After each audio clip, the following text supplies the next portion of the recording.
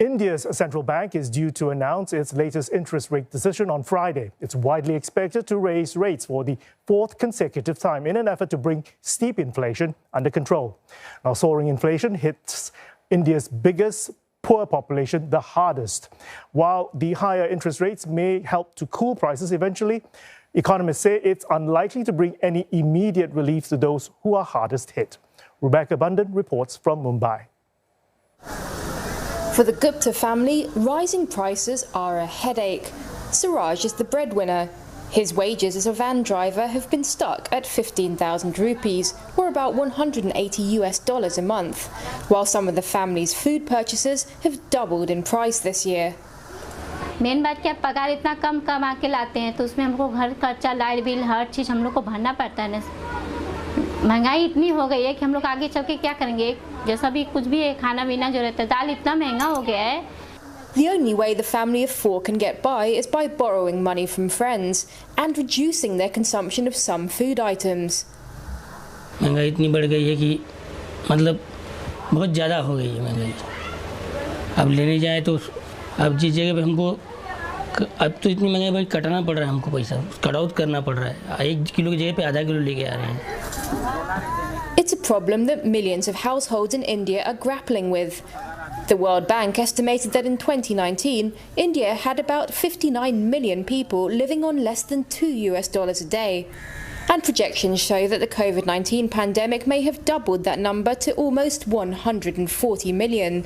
That's about 10% of the population. They struggle the most when prices rise. And inflation has been stubbornly high in India, with retail inflation hitting 7% in August.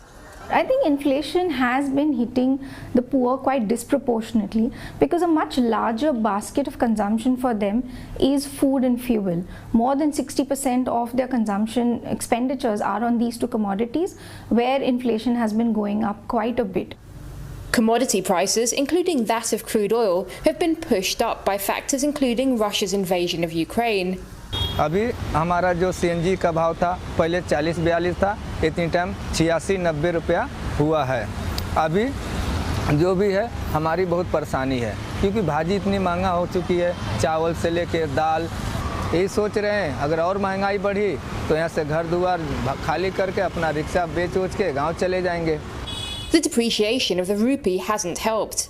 The currency slumped to a fresh all-time low against the US dollar this month. That's driving up the cost of imported goods even more. But there have also been local factors playing a role, as weather conditions, including a heat wave earlier this year, and uneven and heavy rains during the monsoon season damaged crops, leading to a rise in food prices. To help, the government continues to offer 5 kilograms of free food grain to poor families, a programme introduced in April 2020, when the poor struggled during COVID-19 lockdown curbs. It's also imposed export restrictions on staples, including wheat and rice, to try to tame prices. India's central bank, the Reserve Bank of India, has been raising interest rates in an effort to tighten the money supply and ease inflation. But this brings little immediate relief, economists say, meaning the government may need to offer more direct support to the poor. So I believe, yes, there will be some expectation from fiscal policy to come in terms of inflation control, and I believe the government has been clearly stating its intention to come in and support wherever possible. The main opposition Congress party is conducting a month-long march across the country to highlight issues including soaring inflation, and has promised 300 units of free electricity and gas subsidies during rallies. For now, several states have announced over $12 billion in relief measures, including cash transfers and electricity subsidies. It will offer some help to Indians struggling daily with inflation. And for families like the Guptas, any relief can't come soon enough. Rebecca Bundan, CNA, Mumbai.